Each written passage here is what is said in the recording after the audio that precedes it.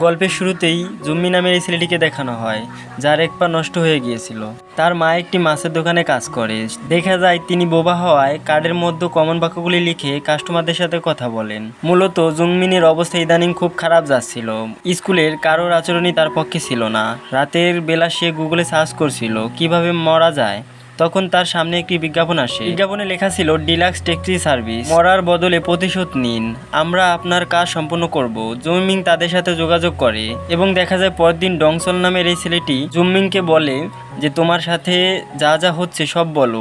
এরপর জুমিং জানায়, আমি জেসিং নামে একটি হাই স্কুলে ভর্তি হই। সেখানকার টিচার সব স্টুডেন্টদের সাথে আমার পরিচয় করিয়ে দেয়। প্রথম ভালো চলছিল, খারাপ ছাত্ররা আমাকে ডিস্টার্ব করতে শুরু করে। তারা আমাকে বলে তোর কাপড়ে মাছ বাজারের গন্ধ, তোর স্কুলে আসার দরকার নেই।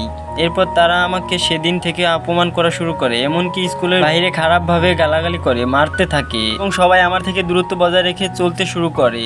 স্যারের কাছে অভিযোগ করেও কোনো ফল পেলাম না। প্রথম সপ্তাহ এভাবেই কাটলো।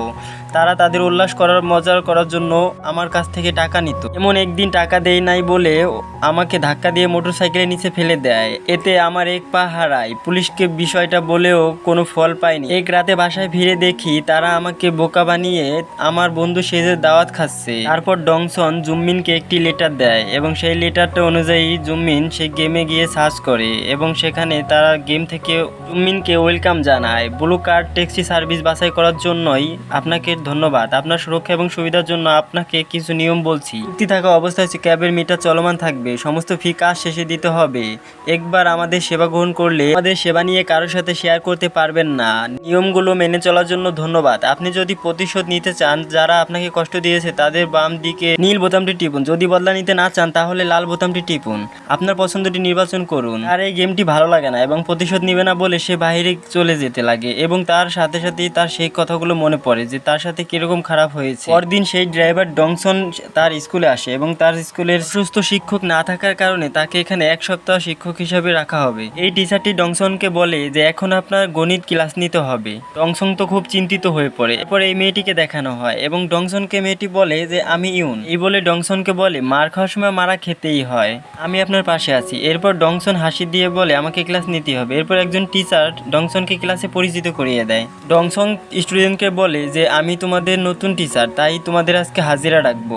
হাজিরা ডাকার সময় তিনজন খারাপ স্টুডেন্ট এজেন্ট দেয় না। এরপর ডংসন দ্বিতীয়বার আবার হাজিরা ডাকতে লাগলে একজন খারাপ স্টুডেন্ট মনে মনে বলে দাঁড়া তোকে দেখাচ্ছি মজা। তারপর ডংসন তাদের তিনজনের একজনকে আবার নাম প্রেজেন্ট ডাকলে তখন সে দাঁড়িয়ে বলে দাঁড়া আমি বাহির থেকে একটু হাওয়া খেয়ে আসি, তারপর ক্লাস করবো। এবং ডংসং বলে তুমি কি বলছো? তারপর ছেলেটি বেয়াদবির মতন এখান থেকে চুপচাপ বেরিয়ে যায় এবং ডংসং বলে সমস্যা নেই, তোমরা তো আসো, তোমাদেরকে আজকে আমি নতুন ইংলিশ ক্লাস করাবো। এই বলে বই খুলতেই সে অবাক হয়ে যায়, এরপর তো সে পারে না। তখন সে বলে যে ওকে সমস্যা না, আমরা পূর্বের পড়া পড়াবো। শেষ করে ডংসন যখন কফি খেতে এসে তখন তিনজন খারাপ স্টুডেন্ট ডংসনকে একটি ক্যানের বোতল ফিক্কে মারে। আর ছেলেগুলো বলে যে আমাদের একটু উপকার করবেন, আপনার কাছে কি কোনো সিগারেট হবে? এখন ডংসং বলে এগুলো টিচার থেকে চায় না। এরপর আরেকজন স্টুডেন্ট এসে বলে যে আপনি তো আমাদের খণ্ডকালীন টিচার, এখনো আমরা আপনার কাছে ভালো করে পড়িনি। এই বলে আরেকজনকে ঠপ্পর করে একটি চর মারে। তারপর অভিনয় করে ছেলেটি কাতরে কাতরে বলে যে স্যার আমাকে মেরেছে, স্যার আমাকে মেরেছে। তারপর স্টুডেন্টগুলো চলে গেলে ডংসং ইয়নকে বলে যে দেখা যাক তারা কত বড় অভিনেতা। এই বলে ডংসন কম্পিউটারে চেক করে দেখে যে এরকম অনেক সহিংসতা হয়েছে। কখনো ছেলেগুলোর বাবা মা আসেনি, শুধু একজন মামাই আসতো আর এগুলো সব মিটমাট করে চলে যেত। স্কুলের বাহিরে বসে ছেলেগুলো তখন সিগারেট খাওয়া নিয়ে কথা বলছিল। তাদের কাছে কোনো সিগারেট ছিল না এবং পাশে একজন ময়লা ঢুকানো বৃদ্ধার কাছে গিয়ে বলে তুমি আমাদের সিগারেট এনে দাও। এরপর বৃদ্ধাটি সিগারেট এনে দেয় এবং এই স্যুপ দিয়ে ছেলেটি তাকে ধন্যবাদ জানায় এবং সেই স্যুপটি ছিল অর্ধেক খাওয়া। এর পরের দৃশ্য দেখানো হয় একটি ছেলেকে ওরা বাথরুমে আটকে অনেক অত্যাচার করছে, কারণ ছেলেটি ইদানিং তাদেরকে কোনো টাকা দিচ্ছিল না। এর মধ্যেই ডংসং এখানে চলে আসে এবং এগুলো দেখে অনেক বকাবকি করে ছেলেটিকে এখান থেকে বাঁচিয়ে নিয়ে যায়। যে কারণে তিনজন ছেলের মধ্যেই ডংসংকে শিক্ষা দেওয়ার ক্রোধ যেন জেগেই উঠছিল। কিভাবে ডংসংকে শিক্ষা দেওয়া যায় তা নিয়ে কিছু আলাপ করছিল। তাদের টিম লিডার সিয়ং বলে আমার কাছে একটি বুদ্ধি আছে। তারপরের দিন সকালবেলা স্কুলে যাওয়ার সময় তাদের তিনজনে একজন বলছে কিরে সিগারেট এনে দেওয়া সেই দাদিমাকে দেখছি না যে? তখনই একজন বৃদ্ধ সেখানে একটি ভ্যান গাড়ি নিয়ে চলে আসে এবং সেই ভ্যান গাড়িতে অনেকগুলো সিগারেট দেখে ছেলেগুলো অনেক খুশি হয়ে যায় এবং সেই সিগারেটগুলো নিয়ে নেয় এবং সেখান থেকে সিগারেটগুলো নিয়ে তারা স্কুলে চলে আসে। একটি ছেলে ডংসনের কাছে এসে বলে যে স্যার আপনাকে লাইব্রেরিতে ডাকছে। তারপর ডংসন এখান থেকে দৌড়ে চলে যায়। এই সুযোগকে কাজে লাগিয়ে তাদের টিমমেটের একজন খারাপ একটি বই ডংসং এর ব্যাগের মধ্যে টুক করে ঢুকিয়ে দেয়। অন্যদিকে ডংসং লাইব্রেরিতে এসে কাউকে দেখতে না পেয়ে বাইরে চলতে লাগে। এরপর একটি মেয়ে অগোছালো করে নিজেকে লাইব্রেরি থেকে বের হয়ে কাতরাতে কাতরাতে মাটিতে লুটিয়ে পড়ে। এখানে থাকা এই টিচারটি তখন তাকে বলে, তোমার কি হয়েছে? এর মধ্যে মেয়েটি ডংসংকে হাত দিয়ে দেখিয়ে দেয় আর বলে, আমার খারাপ বইগুলো স্যারের ব্যাগে আছে। এই কথা শুনে ডংসং তো রীতিমতো শকড হয়ে যায়। তারপর ডংসং এবং সেই মেয়েটিকে প্রিন্সিপালের রুমে নিয়ে আসা হয়। এরপর সেই ছেলে দুটিকে দেখে ডংসনে কুট করে একটি চোখ টিপি মারে। এরপর ছেলে দুটি বলে, কিরে আবাল নাকি? শালারকে একটুও চিন্তা নেই। তারপর বিচারের সময় প্রিন্সিপাল মেয়েটিকে জিজ্ঞাসা করে কি হয়েছে। মেয়েটি বলে, স্যার কিছু না, আমার শার্টের মধ্যে একটি পোকা ঢুকেছিল। এটির মুখে এই কথা শুনে ম্যাডাম তো পুরো জোরে চিৎকার করে ওঠে। এরপরে কিছুক্ষণ আগের ঘটনা দেখানো হয়। যখন ছেলেটি ডংসংকে লাইব্রেরিতে যেতে বলছিল, ডংসং তখন সেখানে একটি ক্যামেরা রেখে গিয়েছিল। আবার সেই ক্যামেরার ফুটেজগুলো দেখে ইয়ং তো বলছিল জাউরা পোলাপানগুলোকে শিক্ষা দিতে হবে। তখন ট্যাক্সি সার্ভিস কোম্পানির সেই দুই ভাই সেই স্কুলের পিছনে বসেছিল এবং ইয়নকে সব ব্যাপারটা জানিয়েছিল। এবং ইয়ন তারপরের দিন স্কুলে স্টুডেন্ট সেজে আসে এবং সেই খারাপ ছবিগুলো ডংসং এর বই থেকে নিয়ে নেয়। ডংসনকে লাইব্রেরিতে নেওয়ার সময় সেই মেয়েটিকে ইয়ন বলে, এই দেখো তোমার খারাপ খারাপ ছবি আমার কাছে আছে, তুমি যদি আমি যা বলবো তাই না বলো তাহলে এগুলো সব ভাইরাল করে দেবো। তারপরে সিন কাট হয়ে বর্তমানে চলে আসে। সেখানে ডংসন অনেক কাজ ছিল। ম্যাডামটি ডংসনকে বারে বারে মাপ চেয়ে বলছিল যে আমি এরকম ভোলা ভালা একটি ছেলেকে কিভাবে দোষারোপ করলাম। তারপর ম্যাডাম ডংসনকে খাবারের অফার করে। এরপর প্রিন্সিপাল সেই ছেলেদেরকে বলে এখান থেকে তাড়াতাড়ি তোমরা চলে যাও। তারপর স্কুল শেষ করে বাড়ি ফেরার পথে তারা সেই বৃদ্ধকে দেখতে পায় যে বৃদ্ধর কাছ থেকে তারা সিগারেট নিয়েছিল। সেই বৃদ্ধকে পুলিশ ধরে রেখেছে এবং কি সেই বৃদ্ধার কাছে অনেকগুলো মাদক পেয়েছে এবং পুলিশ জিজ্ঞাসা করে এই মাদক তুমি কার কাছে বিক্রি করো। তখন বুড়োটি ছেলেটিকে দেখিয়ে দেয় এবং ছেলেগুলো পালাতে পালাতে এক জঙ্গলে চলে আসে। তখন একটি ছেলে বলে এই সিগারেটের সাথে অন্য কিছু মিশানো আছে। তখন সিয়ং বলে এই সিগারেটটিকে মাটি চাপা দিয়ে দিতে। পরের দিন ক্লাসে ডংসং সবার উদ্দেশ্য করে বলে, আজকে তোমাদের একটি জিনিস দেখাবো। এখানে মাদক মিশ্রিত সিগারেট চাপা দেওয়ার ফুটেজটি ছিল আর এই ফুটেজটি দেখে ছাত্র তিনজন পুরোই থরকে যায়। তারপরে ডংসং বলে, আরে ভুল ভিডিওটি চালু হয়ে গেছে, সরি। এই বলে পড়ার একটি ভিডিও আনে। তারপর ডংসং যাওয়ার সময় সেই ছেলেগুলো তাকে থামিয়ে বলে এটা কি ছিল। তারপর ডংসন বলে, আরে চিন্তা করো না, বাকি স্টুডেন্টরা বুঝতে পারেনি এটা তোমরা ছিলে। আসলে আমার পাহাড়ি ফুটেজ নিতে খুব ভালো লাগে আর তোমরা যে ওখানে ছিলে সেটা আমি কোনোভাবেই বুঝতে পারিনি। ডংসং তাদের ভুলভাল বুঝিয়ে কোনো মতে সেখান থেকে কেটে পড়ে। তারপরের দিন ছাত্রগুলো সেখানে আবার চলে আসে। ছেলে তিনটে এখানে এসে চেক করে যে এখানে কি আমাদের সেই জিনিসটা আছে কিনা। তারপর ডংসং ছেলেগুলোকে কল করে বলে, আমাকে পুলিশ কল করেছিল তোমাদের বিষয়ে জানার জন্য, আমি তাদেরকে কিছুই বলিনি, ভালো করেছি না? তোমরা এখন সেখানে গিয়ে মাটি খুঁড়ছো, আমি তো সব দেখতে পারছি। বিকালে তারা তিনজন গেম খেলতে গিয়ে দেখে একটি ছেলে খবর পড়ছে। সে খবরে বলাচ্ছে যে মাদক আক্রান্ত যাদেরকে ধরতে পারবে তাদের 5 বছরের জেল। পরের দিন ডংসং সিওনের বাড়িতে এসে তার বাবার সাথেই গুটি খেলছে আর একটি গুটি ধরে বলে যে দেখুন আসল গুটিটি ধরা পড়েছে, দেখো সিওন আসল গুটিটি ধরা পড়েছে। তারপর ডংসং সিওনের রুমে গিয়ে শুয়ে শুয়ে বলে, সিয়ং তুমি কি আমাকে $10,000 দিতে পারবে? সিয়ং বলে, স্যার আপনি একজন শিক্ষক হয়ে ছাত্রদের কাছে টাকা ধার চান? ডংসং জানায়, আরে কিসের শিক্ষক, মাত্র 7 দিনের জন্যই তোমাদের পড়াতে এসেছি, তাছাড়া আমি মাত্র সামান্য কয়টা টাকা চেয়েছি, গাঁজা মাদক আর সেবন তো চাইনি। তারপর সিয়ং বলে, ঠিক আছে $10,000 সময় মতোই পাবেন। তারপর ডংসং বলে, আমার এখন হোম সার্ভিস শেষ। তারপরের দিন দেখানো হয় জুমমিনকে। দোকান থেকে বের হয়ে দেখে ডংসন তাকে বলছে, তোমাকে ইদানিং স্কুলে দেখছি না, কাল থেকে স্কুলে এসো। জুমমিন জানায়, আপনার কথাবার্তা তো পুরো টিচারের মতোই লাগছে। তখন ডংসং বলে, আমি তোমার টিচারই। এই বলে ডংসন এখান থেকে চলে যায়। তারপর জুমমিন তার মায়ের সাথে বাড়ি ফিরে। এর সময় তার মায়ের হাত থেকে সেই জিনিসপত্রগুলো নিতে চায় এবং তার মা জানায়, আমি যখন জুমমিনের হাত ধরে হাঁটি তখন আমার কাছে কোনো কিছুই ভারী মনে হয় না। তারপর দিন ডংসংকে সিয়ং তার মামার কাছে ডেকে আনে। তার মামা ডংসংকে বলে, তুই তাহলে সেই টিচার যে আমাদের ভাগ্নেকে ডিস্টার্ব করস। তারপর ডংসং তার মামার গ্যাংকে অনেক মারে এবং পরিশেষে সিয়ংকে সেখান থেকে লাথি মেরে ফেলে দেয়। বাকি দুইজন ডংসং এর কাছে প্রাণ ভিক্ষা চেতে থাকে। তারপর ডংসং বলে, তোমরা কি জুংমিনকে চিনো? তারপরের দিন দেখানো হয় সেই দুজন পুলিশের কাছে এসে তাদের সমস্ত রিপোর্ট জানাচ্ছে, তারা কোথায় কি করেছে, কার সাথে কি অন্যায় করেছে, কখন কোথায় কি অপরাধ করেছে এবং পুলিশকে জিজ্ঞাসা করে আপনারা কি সিয়ং এর লাশ খুঁজে পেয়েছেন? তখন দেখানো হয় সিয়ং যেখান থেকে পড়েছিল সেখানে ট্যাক্সি ড্রাইভার কোম্পানির দুই ভাই বেলুন দিয়ে সিয়ংকে বাঁচিয়ে নেয়। অপরদিকে দেখানো হয় ডংসং সিয়নকে এমন জায়গায় বেঁধে রেখেছে যেখানে টেবিল ভর্তি খাবার রাখা আছে এবং ডংসং বলে, যত খুশি খাও, বিল আজকে জুমমিন দিবে, আর যদি খেতে না পারো তাহলে বিল তুমি দিবে। তারপর সিয়ং এর হাতে একটি কাগজ দিয়ে বলে, তুমি প্রতিদিন স্কুল শেষে এখানে কাজ করবে, সেখান থেকে যত টাকা পাবে তার অর্ধেক টাকা জুমমিনকে দিবে আর অর্ধেক টাকা তুমি নেবে। ডংসং একটি লাইটার জ্বালিয়ে তাকে বলে পুনর্জন্মের জন্য অভিনন্দন। তারপর দেখানো হয় ট্যাক্সি ড্রাইভারদের প্রধান মিস্টার কিম এসেছে জুমমিনের মায়ের সাথে দেখা করতে। মিস্টার কিম তাকে একটি কার্ড দিয়ে বলে এই ফাউন্ডেশন আজ থেকে আপনার ছেলের সমস্ত পড়ালেখার দায়িত্ব নেবে। পরের দৃশ্যে এই কাংমারিয়ান নামের মেয়েটিকে দেখানো হয়, যে প্রতিবন্ধী হওয়ায় সমাজে অনেক বৈষম্যের শিকার হয়েছিল, তাই সিদ্ধান্ত নেয় আত্মহত্যা করার জন্য, কিন্তু কোনোভাবেই সাহস করে উঠতে পারছিল না। সেই সময় সে একটা বিজ্ঞাপন দেখতে পায় এবং সে সেটা পড়ে, ডিলাক্স টেক্স সার্ভিস, মরার বদলে প্রতিশোধ নিন, আমরা আপনার কাজ সম্পন্ন করব। তখন সেই ড্রাইভারকে দেখানো হয় যার নাম ডংসল ছিল। ডংসং রেকর্ডিং অন করে বলে আপনার সাথে যা হয়েছে সব বলুন। মারিয়া জানায় আমি এক অনাথ আশ্রমে বড় হই, যখন আমি প্রাপ্তবয়সে উপনীত হই তখন সেখানে থাকা বাচ্চাদেরকে ছেড়ে আমার যেতে খুব খারাপ লাগছিল। আমার নিজের বলতে এক আন্টি ছিল যার নাম মিন আমাকে শহর থেকে দূরে একটি ফ্যাক্টরিতে নিয়ে আসে। আসলে আমি চাইছিলাম কম্পিউটার টাইপের কিছু একটাতে কাজ করব, কারণ আমি খুব ভালো কম্পিউটার চালাতে পারি, কিন্তু মিন আমাকে মাছের ফ্যাক্টরিতে ফেলে রেখে যায়। যখন সেখানকার ম্যানেজার যার নাম জং উ, সে আমাকে বলে বড় কাপড় দিয়ে এভাবে মাছ ছাড়াতে। আমি আসলে মাছ খুব ভয় পেতাম। আমার প্রথম মনে হয়েছিল বুঝিয়ে বললে তারা অন্য কোনো কাজে ট্রান্সফার করবে, আর ঠিক তখন সেখানে কোম্পানির মালিক উক চলে আসে।